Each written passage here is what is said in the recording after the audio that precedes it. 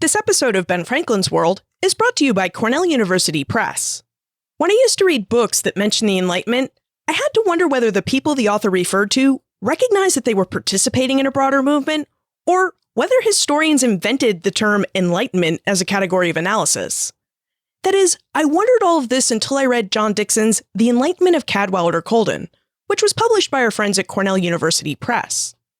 You may remember John from episode 109, in which he explained that Cadwallader Colden, a Scottish-educated doctor, scientist, and philosopher who settled in New York during the 1720s, understood well that he was part of a larger international movement to explore and increase knowledge of the natural world.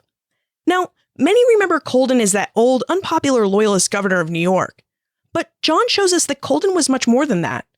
Colden was also the gentleman scholar who built a transatlantic network of correspondence that included Benjamin Franklin and Carl Linnaeus. And in addition to building that network, he also pioneered colonial botany, created new theories of animal and human physiology, developed new principles of physics, and authored an influential history of the Iroquois peoples. John Dixon's detailed look into the life of Cadwallader Colden made the Enlightenment accessible to me in ways that it just hadn't been before, because it showed the Enlightenment at work on the ground through the life of one person. Check out our conversation with John Dixon about the Enlightenment and Cadwallader Colden in episode 109. You'll find a link to it in the show notes and in your Ben Franklin's World app. And if you like what you hear and want to know more about the Enlightenment, visit benfranklinsworld.com/Cornell, where you'll find a copy of John's book cheaper than you can find it anywhere else. Welcome to Ben Franklin's World, a podcast about early American history with Liz Covart. The study of history is key to understanding who we are and how we can affect a better future. Ben Franklin's World will introduce you to historical people and events that have impacted and shaped our present-day world. And now, here's your host, Liz Covart. Hello, and welcome to episode 116 of Ben Franklin's World, the podcast dedicated to helping you learn more about how the people and events of our early American past have shaped the present-day world we live in. When we think of the French and Indian or 7 Years' War, we often think of battles, the Monongahela, Ticonderoga, Québec. However, wars aren't just about battles. They're about people and governments, too. Today, we're going to explore a very different aspect of the French and Indian or 7 Years' War, because we're going to explore this war through the lens of disease and medicine, by looking at how the war created concern about disease in Great Britain and the steps the British government took to protect its soldiers from it. Our guide for this investigation is Erica Charters, an associate professor of the history of medicine at the University of Oxford, and author of Disease, War, and the Imperial State, The Welfare of British Armed Forces During the 7 Years' War. During our conversation, Erica reveals connections between disease and government, the 7 Years' War and the theaters Great Britain fought in, and details about the interest the British government took in disease and its work to help protect its soldiers from it. But first, have you joined the Ben Franklin's World listener community on Facebook yet? This is where I ask listeners if they have any questions for our guest historians and where I hold my book giveaways. And this is important information to know because I have to hold another book giveaway soon. The community is free to join. All you need to do is click on the Join the Community Now link in your Ben Franklin's World app or visit benfranklinsworld.com and click on the orange Join Now button on the homepage. The book giveaway is taking place soon, so be sure you join the community today. Are you ready to explore a very different aspect of the French and Indian or 7 Years' War? Let's go meet our guest historian. With tidings and wisdom to share about our early American past, here is this week's special guest. Our guest is an associate professor of the history of medicine at the University of Oxford. She's interested in how war and disease intersect with state power and state formation, especially in colonial contexts. And today, she joins us to discuss these topics with details from her book, Disease, War, and the Imperial State, The Welfare of British Armed Forces During the 7 Years' War. Welcome to Ben Franklin's World, Erica Charters. Thank you. As disease and government are not necessarily two topics that most of us would connect as being interrelated, Erica, would you provide us with an overview of the connections that exist between disease and government?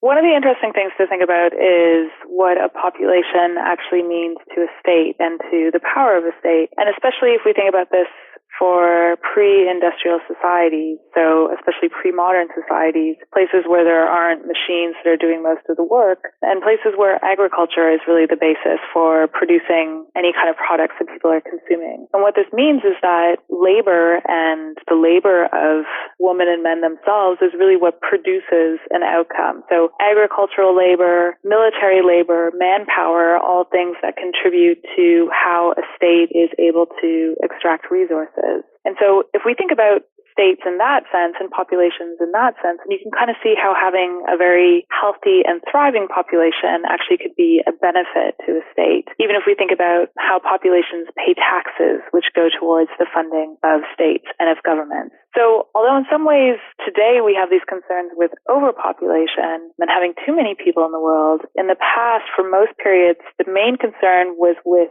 underpopulation or with a fear of declining population. And so states and governments were actually very interested in keeping a healthy population alive and even in increasing their population, because that would mean that they would have an increase in their labor force, an increase in the size of their armed forces, and of course an increase in the kind of taxation revenue that they could collect from this population. I think another way we can think about this relationship between disease and governments is thinking about the kind of expectation we have from our own governments when, say, an epidemic disease breaks out. We very often expect our governments to respond, to establish some sort of order. And so we see this today. We can also see it in previous periods. So when the Great Plague broke out in Europe, for example, there's an expectation that governments are going to respond by providing social order, by enforcing quarantine, by providing supplies or extra personnel, medical personnel, and nursing. Otherwise, those governments are deemed to be irresponsible. They sought to kind of neglect their basic duties.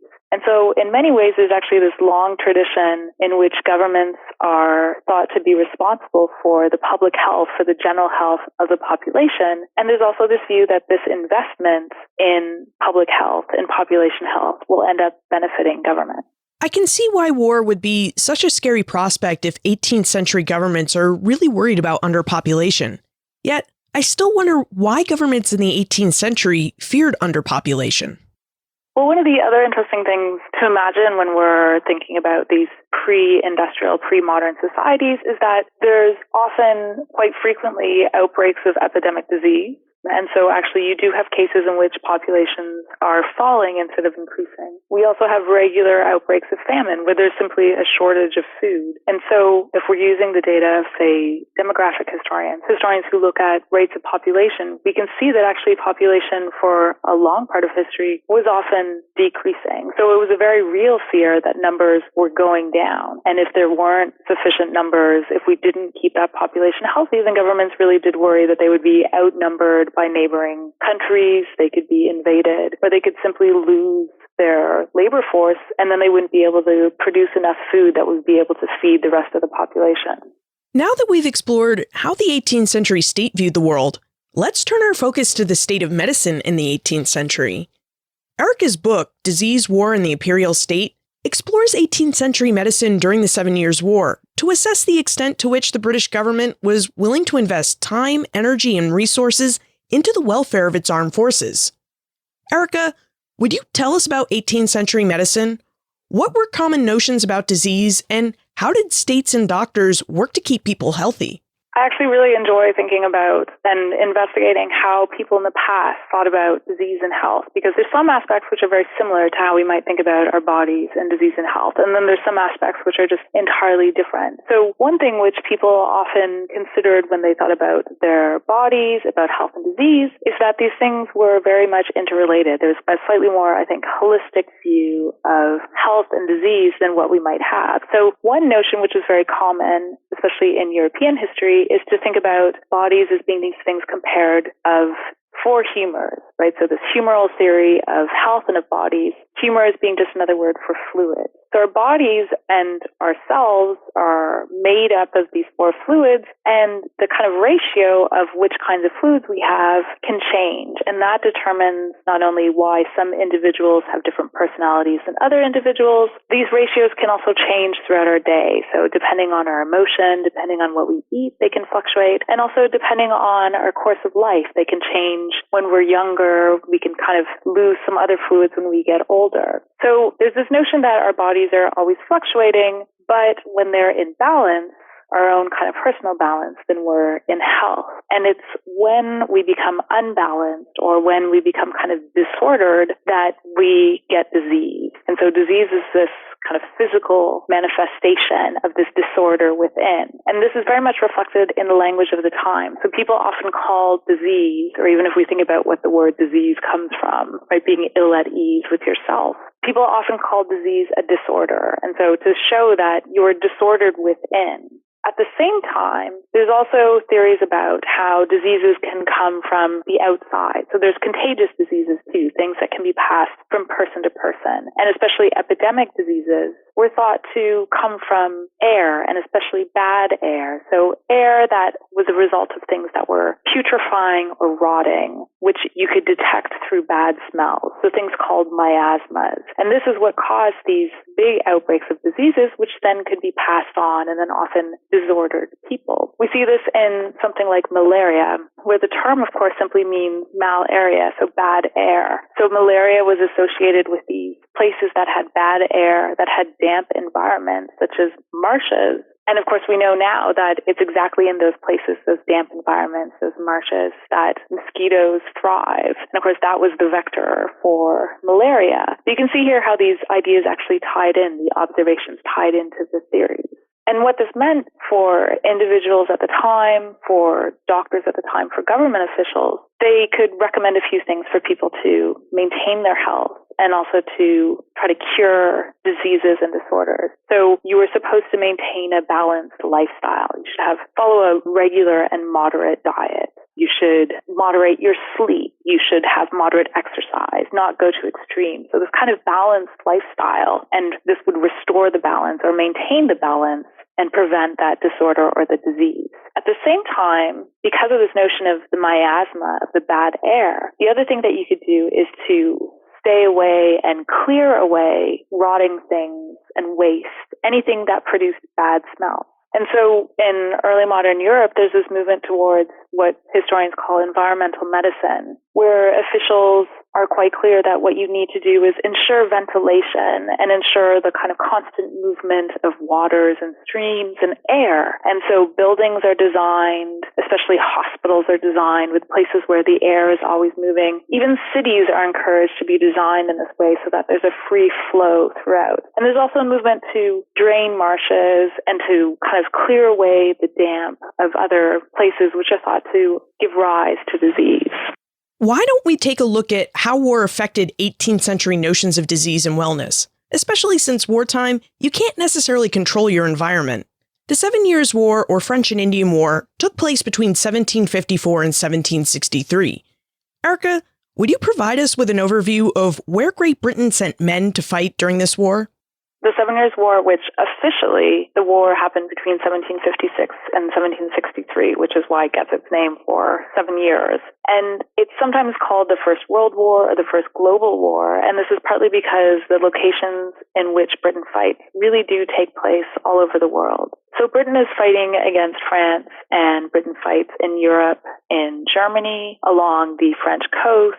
There's also a few attempts to invade along the British coast, along the Irish coast by the French. Over in North America, the French and the British are fighting in their colonies. And this is where fighting breaks out from 1754, which is why in the U.S., then the starting date is slightly different. The British and the French also fight in the West Indies, so in the Caribbean. They also fight along the west coast of Africa. They fight also in India. And the British even fight versus the Spanish as far away as in the Philippines. But the kind of interesting thing, just thinking about wars and what they're called, is that, of course, I know for Americans it's called the French and Indian War because that's who the British were fighting in the American colonies. But for other places, especially from a European perspective, it's very much a European war. So Spain is fighting, Austria is fighting, Prussia is fighting, Russia is fighting. And so as with so many wars, the 7 Years' War is this umbrella term we give to what are actually a number of local conflicts that become related throughout the years. Now, in addition to fighting in this global context against enemies like the French, Great Britain also had to fight diseases. Would you tell us about the diseases that plagued the British Army during the 7 Years' War? I mean, the interesting thing about disease during war is partly that right up until really the beginning of the 20th century, soldiers and sailors always die from higher rates of disease than they do from combat. And we see this very much during the 7 Years' War. And partly this is really exacerbated and brought out because of these colonial environments. So we have scurvy breaking out, especially along ships whenever there's long voyages overseas. We also see scurvy in places such as North America during the winter, when it's very difficult for soldiers to access fresh provisions. In these more kind of warmer foreign climates, British troops really suffer from things like malaria in India, along the coast of Africa, and in the Caribbean, what we see are much more kind of violent attacks of fever. So yellow fever, which has very dramatic symptoms such as black vomit, which is what they call it at the time, and other fevers that are associated with those areas of the world. What sorts of infrastructure or systems did the British military have in place in order to combat these diseases? Perhaps you could tell us more about scurvy and the ways the British Army and Navy attempted to fight it. We know scurvy, of course, is a disease that is the result of not having vitamins. And so it's associated with not having fresh fruits and vegetables. And people at the time, in the 18th century, they did realize that this was a problem, not having fresh fruits and vegetables as well. But there were simply places and times in which it was very difficult to obtain fresh provisions. And so what we see is very often attempts to try to find alternate cures. So, for example, scurvy breaks out in North America right after the battle on the Plains of Abraham between the French and the British in 1759. And over the winter months where the British troops are kind of holed up and waiting, there's simply no access to fresh fruits or vegetables. The one thing they do have is they have this thing called spruce beer, which the British really love. And what this develops out of is infusion of spruce in water, which is something which the French Canadians had learned very early on from the Indigenous people in Canada, that if you put spruce leaves into water, this gives you a kind of healing drink. And indeed, it does contain vitamin C. And so the British, loving beer, decided to take this recipe and turn it into beer. So they had this spruce-infused beer, which they were handing out to their soldiers to try to keep them healthy. The only kind of unfortunate thing is that when you take your spruce water and turn it into beer, then basically all amounts of vitamin C are no longer there. It's negligible. So the spruce beer, although the British soldiers liked drinking it, didn't necessarily have a real medical effect on scurvy. So at the same time, they had those diet-based effects. They also had hospital facilities like we would imagine. So they set up a general hospital in main areas. They used New York, a hospital there during the war. They set up smaller hospitals in the field when there were battles. Each regiment had usually a surgeon associated with them. They often had nurses who were on hand to try to help support and care for the soldiers. But very often, as you can imagine in times of war, there's a kind of ad hoc, make do with what you have sort of medical provision going on. So after the battle on the Plains of Abraham, for example, the British have possession of Quebec, but they're surrounded by local French forces over the winter. And so they're holed up there. And what they end up doing is making use of the nuns in the Quebec convent in order to nurse the British soldiers. So over the course of the winter, you have this kind of odd scenario in which British, mostly Protestant soldiers are being nursed by these Catholic French nuns who otherwise they probably never would have met. But for many months, they're actually working together through their medical care. When you told us about all the different theaters the British armies fought in during the 7 Years' War, you noted that there were different climates in different areas and that different diseases were supported by those climates. Did British medical authorities or military commanders ever advocate for or come to believe that certain types of men would be more effective in fighting in different climates and areas than other men? Yes, they did. It's interesting. There's a theory of disease and especially how disease relates to climate that really developed during this period. A bit like what I mentioned when you think about how different environments have different forms of disease and different diseases seem to attack different people depending on where they were born or where they were brought up. People observed during the war that some diseases, for example, seem to attack only those who are foreign to those climates. So during this period, disease becomes associated with climate. So when the British and the French troops go to serve in Africa, in the Caribbean, in the West Indies, what they notice is that it's really only these incoming new troops, the British and the French, the Europeans, who seem to suffer from fevers. whereas it seemed to appear as if the locals, those who were born there, did not suffer from fevers such as yellow fever. So a lot of the medical men start to theorize about this, and a great example of this is a British naval surgeon called James Lind. And based on a lot of the observations that are collected during this war, he writes a text which becomes very influential called An Essay on Diseases Incidental to Europeans in Hot Climates, where he notes that through these observations, through this experience of posting Europeans into these foreign and warm climates, as he sees them, Europeans seem to develop these fevers. They basically appear as if they need to acclimatize. They need to be seasoned to these environments through a kind of bout of disease. And once they survive, or if they do survive that initial attack of disease, then they'll be seasoned, and then they can, kind of survive and be like a local. And in many ways, this isn't just a theory, because we know that there's very high death rates of Europeans, especially when they first arrive in these foreign environments. So when the British first come to fight the French in French-held Martinique and Guadeloupe, they come out with a force of about 5,000 men, and just within 2 months, they lose pretty much half of their force just to sickness, not to combat, but just to disease. And so throughout the war, people are observing that there seem to be these differences.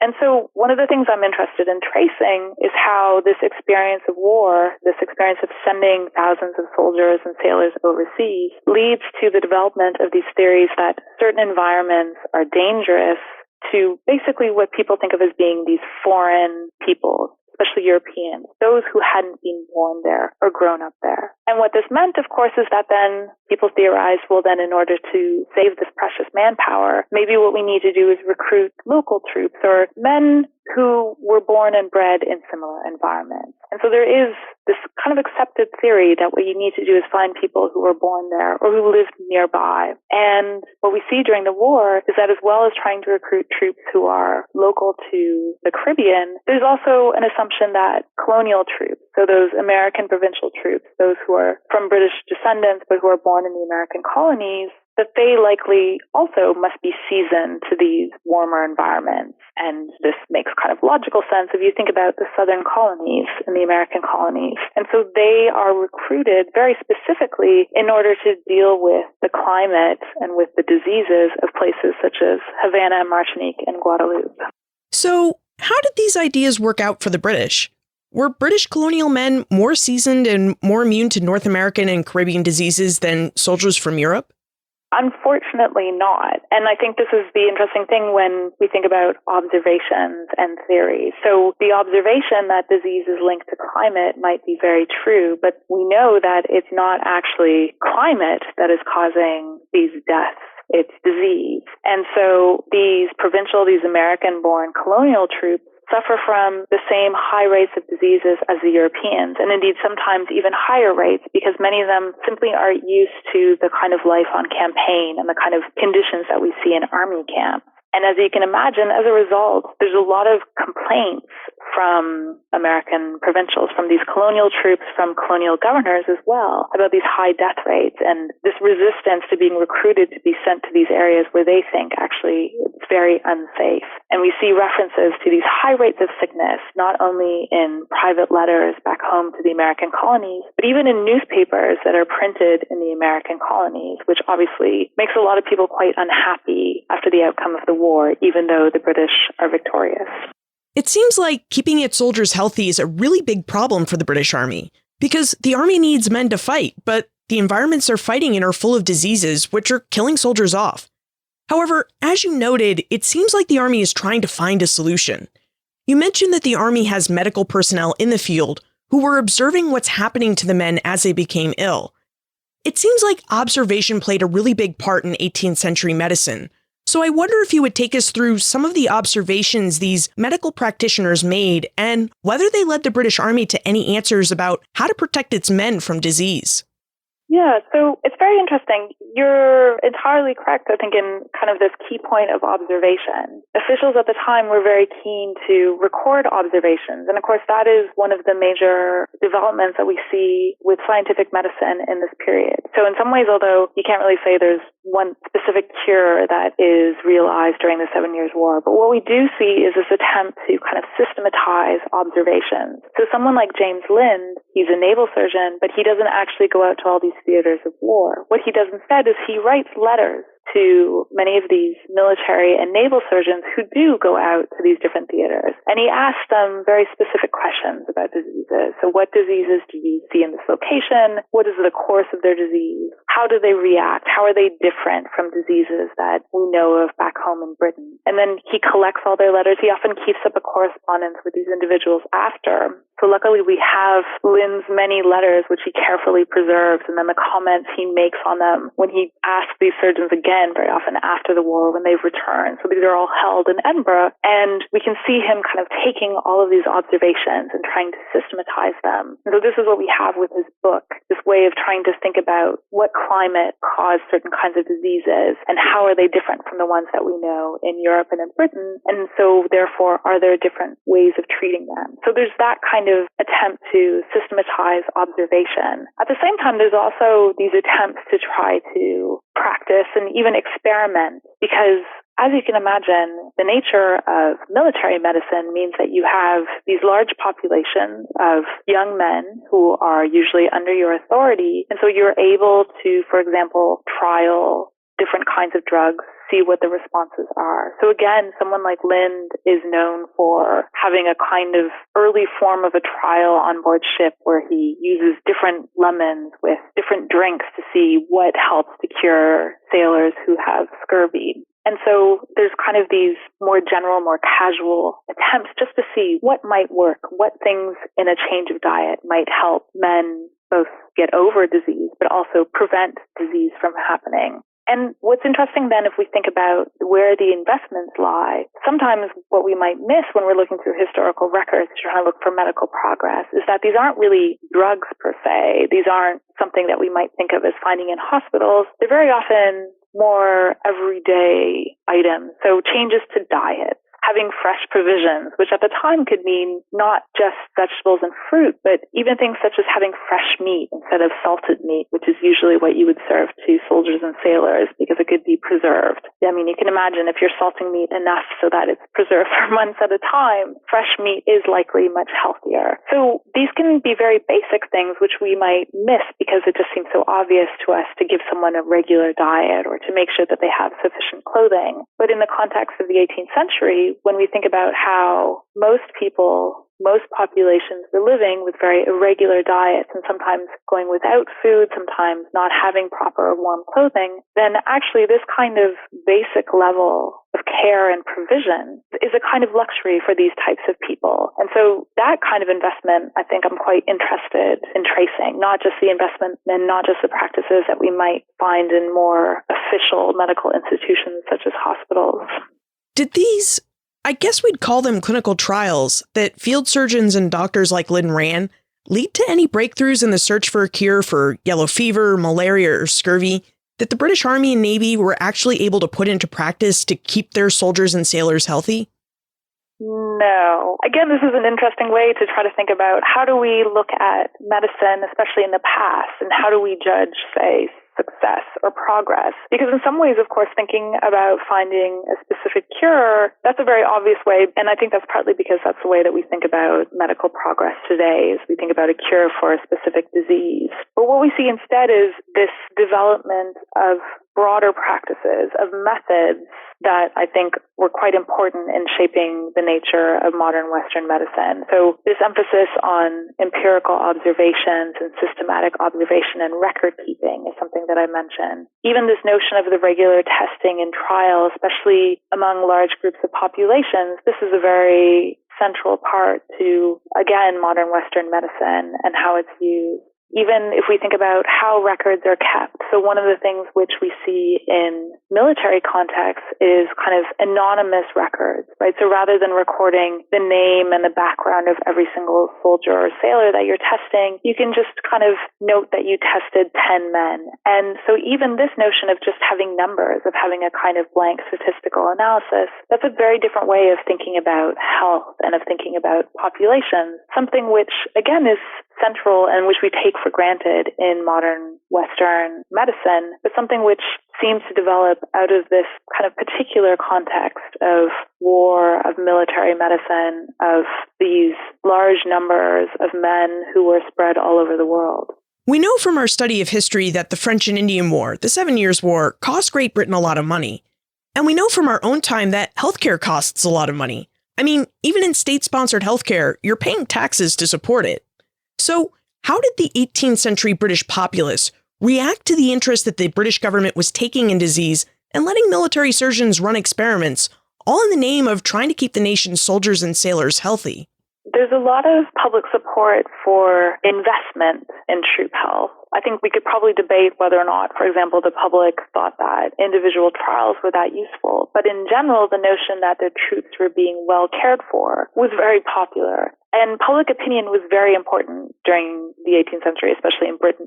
You don't need public opinion and public support for the war only because of things such as you want to ensure steady recruitment of men into the armed forces. It's also because taxation in this period is very important in terms of funding the structure that Britain has of how it finances the war by having this public debt. So there's actually a lot of public interest in how the government is conducting its war and whether it's conducting it responsibly. And so we see that there's groups, for example, who start up during the war who collect extra shoes or clothing and send it to British soldiers abroad because they very much want their men to be cared for and well protected when they're out on campaign. What this means in the kind of flip side is how reports of poor health among soldiers, or especially reports of disease, could become criticisms of the government. And so just like today, in the 18th century, there was very much a partisan battle between these two parties in government over how foreign policy and over how the war was being run. And so opposition politicians during the 7 Years' War actually used reports of disease to criticize the conduct of the war. So when there were debates over which theater they should send their men to, so should they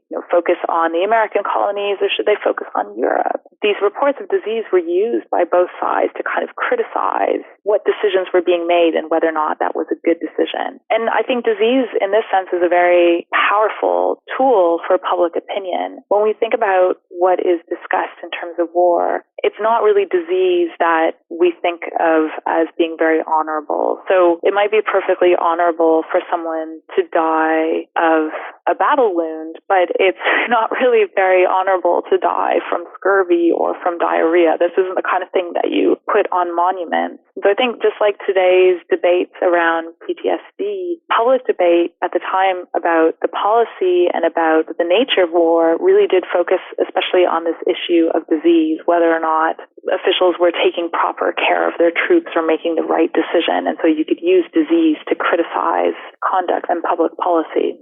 Did your research into the 7 Years' War and connections between disease and the Imperial State reveal any differences in medical treatment between British soldiers from the British Isles versus British soldiers from the Empire's North American colonies?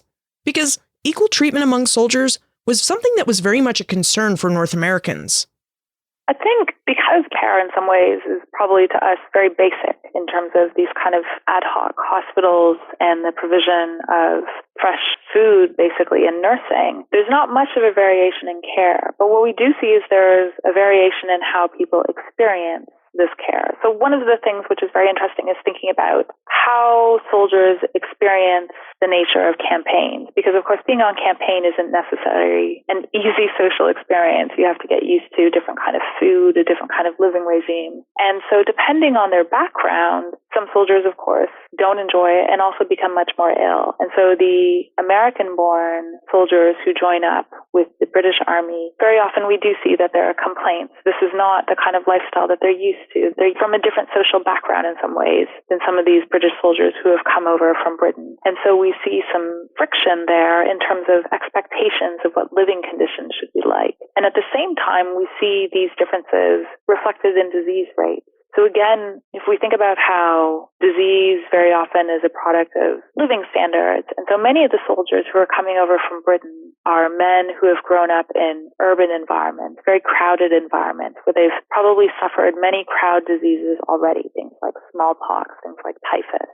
They are therefore immune to these diseases, whereas these American-born provincial soldiers often grew up in communities that were less densely populated, and so they haven't suffered these crowd diseases. And so when they first arrive into these army camps, they start to suffer from these crowd diseases. And so it's very interesting to see contemporaries comment on this about how, these American-born soldiers are just so sickly all the time. They're always suffering from disease, and yet the British-born ones they can observe are not. So there are these differences in terms of how people are thinking about how bodies adapt to different social conditions.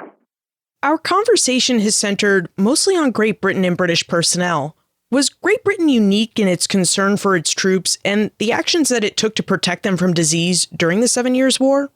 It's a good question, partly because it's something that I'm trying to answer at the moment. One of the things I've been researching since I finished looking at British responses to disease is to look at how French forces responded to disease. And what is interesting is that I think there are some differences. It's very hard to tell in some ways because very few people have done the archival research of thinking about how specifically people may have responded to disease at the time. But it does seem as if the French might have invested perhaps at a different level. So the British, partly because they have a much smaller population, they have a much smaller army than the French, seem to be very concerned about investing right at the immediate local level. Whereas the French, you can see a greater investment from the state in their overall French population. So because they, for example, recruit regularly, they have more of a kind of standing army, a regular navy, which is constantly circulating in and out of their seafaring population. The French are more interested in investing at this kind of general, broad level. So rather than focusing on individuals, they seem to focus on the population as a whole. So there's kind of these conceptual differences. But I would say overall, it strikes me that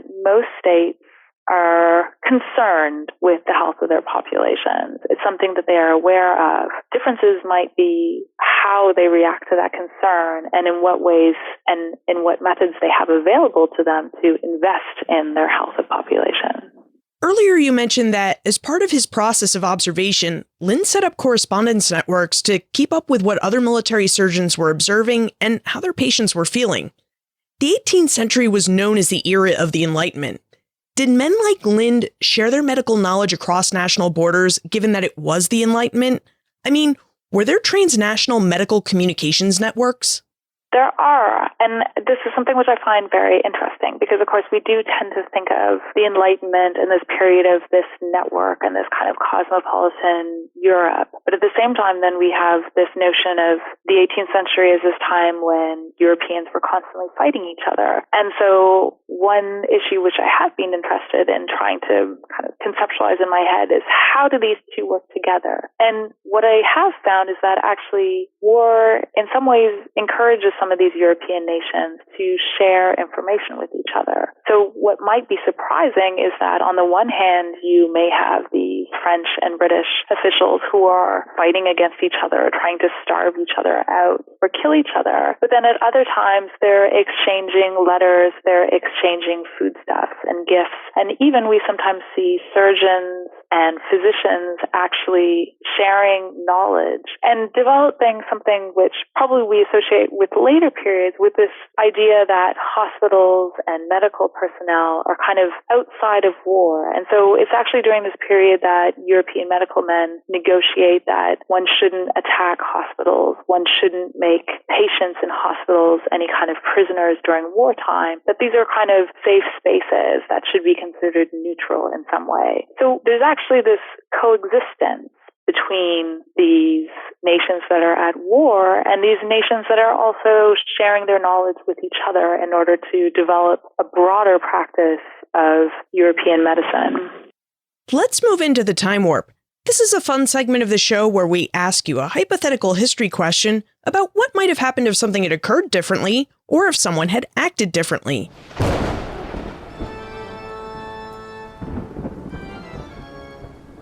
The time warp.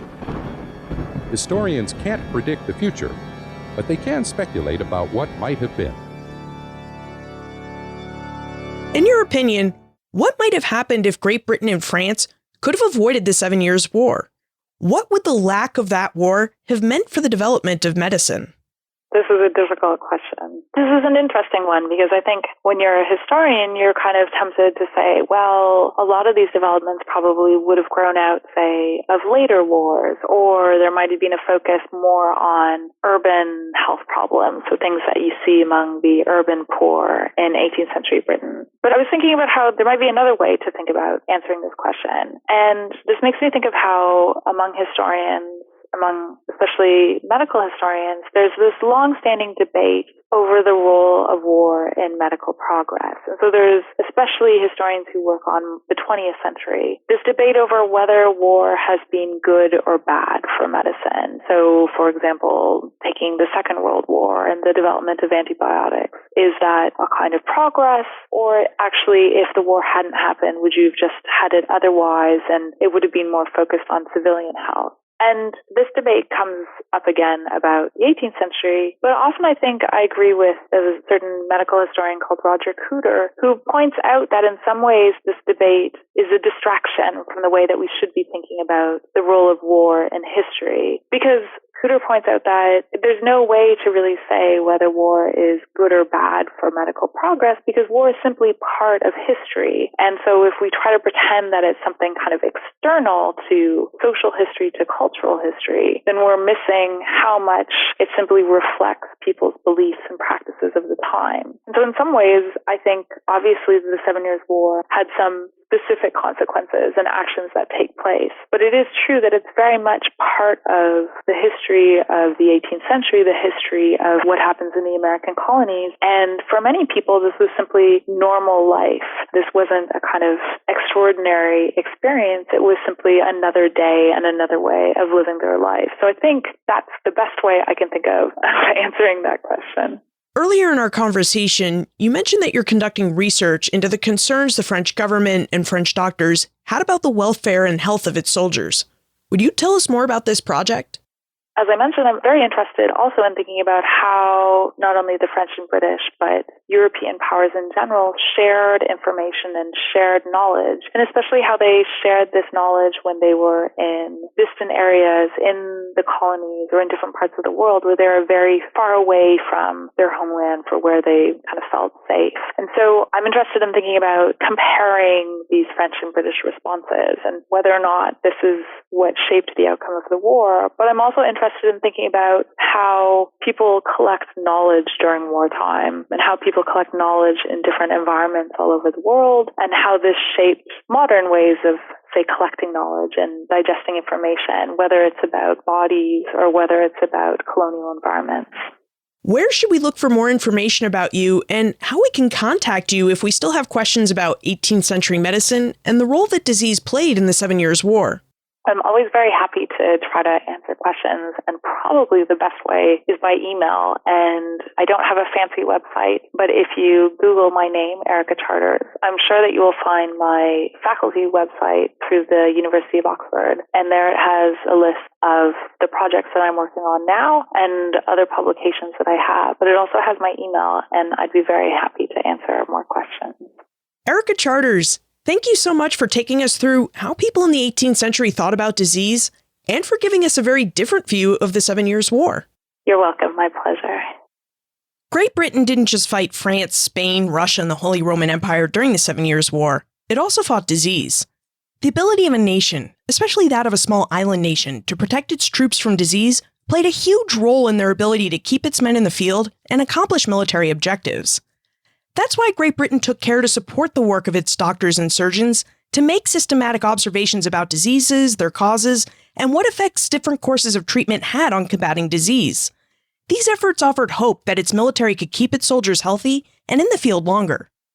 Now, as Erica mentioned, the medical practices of the 7 Years' War didn't produce any cures to scurvy, malaria, or yellow fever, but it did lead to processes of observation and communication that modern Western medicine still uses today. Also, Erica's point that we need to discard our 21st century knowledge about disease and medicine when we study the history of medicine is an important one. Today, we know about germs and how they spread, the effects proper nutrition has on our immune systems, and the roles good hygiene and fresh drinking water play in preventing disease. People in the 18th century didn't understand this the way we do. They didn't know about the existence of germs and they were only starting to get a handle on the effects of proper nutrition and fresh water. What seems obvious to us today was not obvious to the people of the past, and if we view the past without suspending our present-day notions and ideas, it will cause us to misunderstand the past and how people live their day-to-day lives within it.